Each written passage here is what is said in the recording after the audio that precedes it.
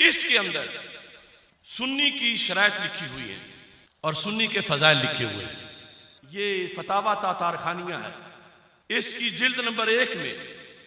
صفحہ نمبر 80 پر یہ حوالہ انہوں نے دیا۔ یہ البریکۃ المحمودیہ فی شرح طریقۃ المحمدیہ، اس کی جلد نمبر 1 میں بھی یہ حوالہ موجود ہے۔ اس کے اندر 294 صفحہ ہے۔ الفصل الاول فی تصحیح الاعتقاد وتطبیقہ لمذہب اہل السنہ، اور فتاوی تاتارخانیہ جو ہے اس کے اندر الفصل الخامس فی بیان السنت والجماعہ، المزبرات والمشکلات ہے، اس کا جو مخطوط ہے یہ لکھا ہے فصل فی السنت والجماعہ۔ قبلہ جلالی صاحب زیدہ شرف نے جو حوالہ جات پیش کیے 3 کتب سے، اور آپ کا یہ دعویٰ ہے اور آپ کی یہ تحقیق ہے کہ یہ حدیث رسول صلی اللہ علیہ وسلم نہیں ہے، پہلے نمبر پہ تو آپ کا یہ حق بنتا تھا کہ اپنے دعوے پہ دلیل پیش کرتے۔ ان 3 کتب کے مقابلے میں آپ کو یہ حوالہ پیش کرتے نفی میں کہ ان 3 کتب میں جو اہل سنت و جماعت کی 10 نشانیاں پیش کی گئی ہیں، فلاں فلاں ہمارے محدث نے رد کیا ہے کہ یہ حدیث نہیں ہے، تو ہمیں بھی کچھ اندازہ ہوتا۔ بسم اللہ الرحمن الرحیم، والصلاة والسلام علی سید الانبیاء والمرسلین وعلی آلہ واصحابہ واہل بیتہ اجمعین۔ السلام علیکم ورحمۃ اللہ تعالی وبرکاتہ۔ ناظرین کرام، علماء حق کا اہل سنت و جماعت میں جس عالم ربانی کا سر فہرست شمار ہوتا ہے وہ ترجمان اہل سنت، محسن اہل سنت، قائد اہل سنت، وارث علوم اعلی حضرت کنز العلماء مفتی ڈاکٹر محمد اشرف آصف جلالی، چیئرمین تحریک لبیک یا رسول اللہ صلی اللہ علیہ وسلم کی ذات ہے۔ رب ذوالجلال نے آپ کو جس قدر بلند مقام، مرتبہ، علم و عمل کی دولت سے نوازا ہے، اسی قدر ہی آپ کے مخالفین کی بھی ایک بہت بڑی تعداد ہے، جو کہ ہر وقت آپ زیدہ شرف ہو کی گفتگو، آپ کے کلام، آپ کے کردار اور آپ کی اہل سنت و جماعت کے غلبہ کے لیے جو گراں قدر خدمات ہیں، ان پر نقب زنی کرنے کے لیے اور آپ کے بے داغ ماضی، روشن کردار کو داغدار کرنے کی سعی حاصل کرتے دکھائی دیتے ہیں۔ حضرت قائد اہل سنت زیدہ شرف ہو کی صرف واحد ذات ہے کہ جن کے مخالفین اس قدر ہیں کہ آپ جب خطابات فرمائیں، تقاریر فرمائیں، کسی کتاب کا حوالہ پیش کریں تو کوئی معترض اٹھتا ہے اور اس پر اعتراض کرنا شروع کر دیتا ہے کہ جی جلالی صاحب نے فلاں تقریر میں، فلاں بیان میں، فلاں خطاب میں کوئی حوالہ نہیں پیش کیا، جبکہ آپ دامت برکاتہم القدسیہ باقاعدہ حوالہ پیش کر چکے ہوتے ہیں۔ دوسرا اٹھتا ہے، وہ یہ اعتراض کر دیتا ہے کہ جی جو روایت پیش کی ہے اس کی سند پہ کلام ہے۔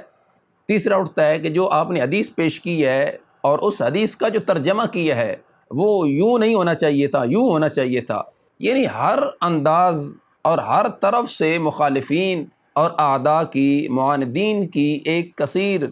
تعداد ہے، مگر رب ذوالجلال کا فضل ہے اور کرم ہے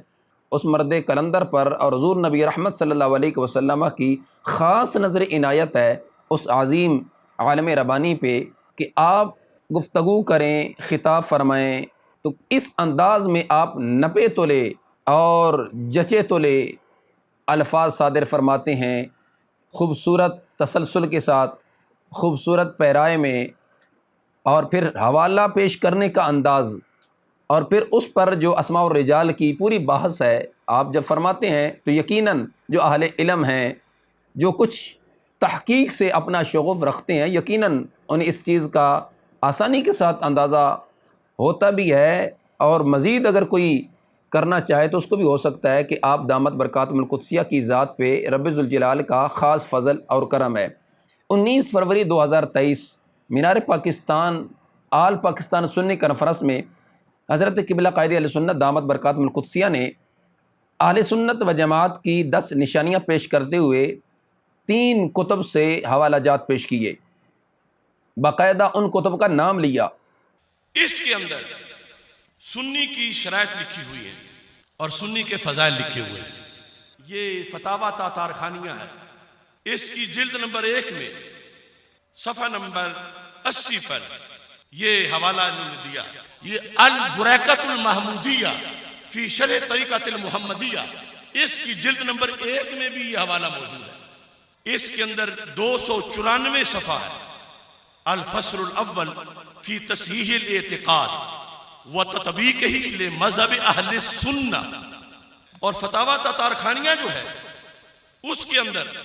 الفصل الخامس فی بیان السنت والجماعہ، المزبرات والمشکلات ہے، اس کا جو مخطوط ہے یہ لکھا ہے فصل فی السنت والجماعہ۔ ان 3 کتب میں ہمارے ان اکابرین نے باقاعدہ اپنی اپنی کتب میں باب قائم کیے، پھر ان کے تحت یہ سنی ہونے کی 10 نشانیاں انہوں نے روایت کی ہیں۔ حضرت قبلہ قائد اہل سنت دامت برکاتہم القدسیہ نے سب سے پہلے جامع المزمرات والمشکلات سے حوالہ پیش کیا، اور اس کے اندر بھی باقاعدہ یہ باب باندھا گیا ہے، فصل فی بیان السنت والجماعہ، اور اسی طرح البریکۃ المحمودیہ فی شرح طریقۃ المحمدیہ،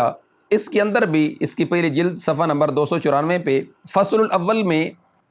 فی تصحیح الاعتقاد و تطبیقہ لمذہب اہل سنہ، باقاعدہ یہ باب باندھا گیا۔ اور اسی طرح فتاوی تاتارخانیہ جس کی جلد نمبر 1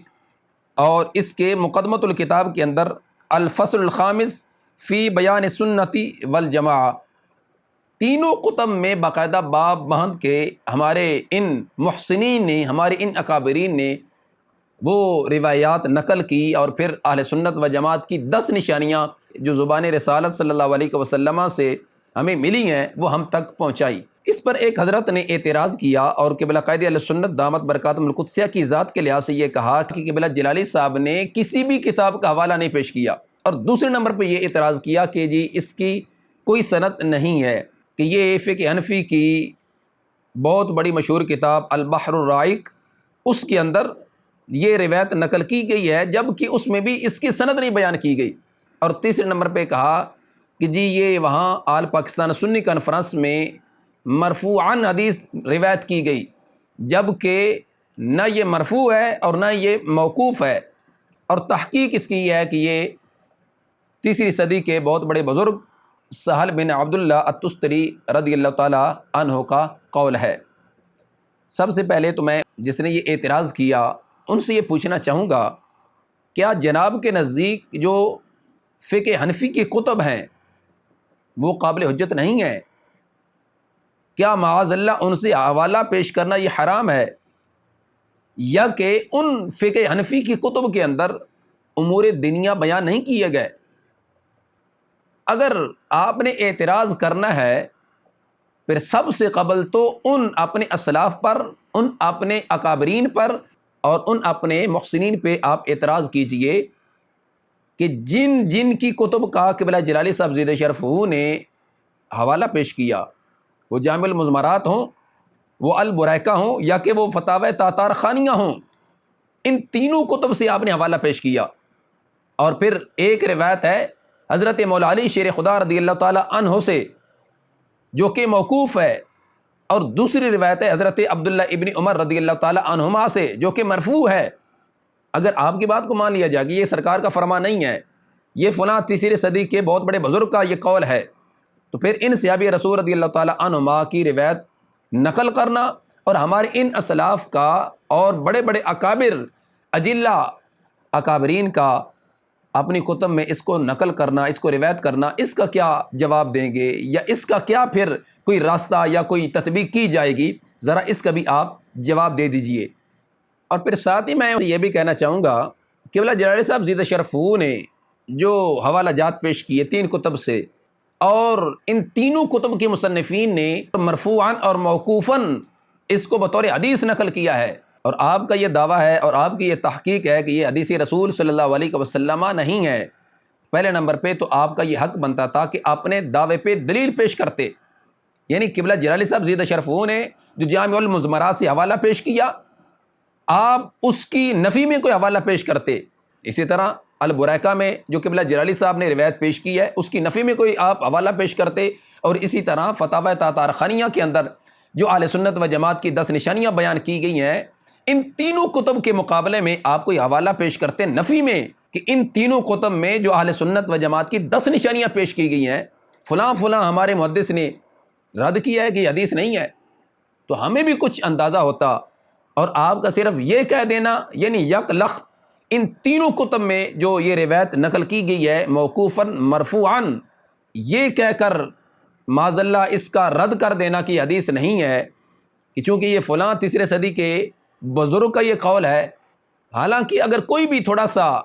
علم سے تحقیق سے تعلق رکھتا ہے، شغف رکھتا ہے، تو اسے اس چیز کا تو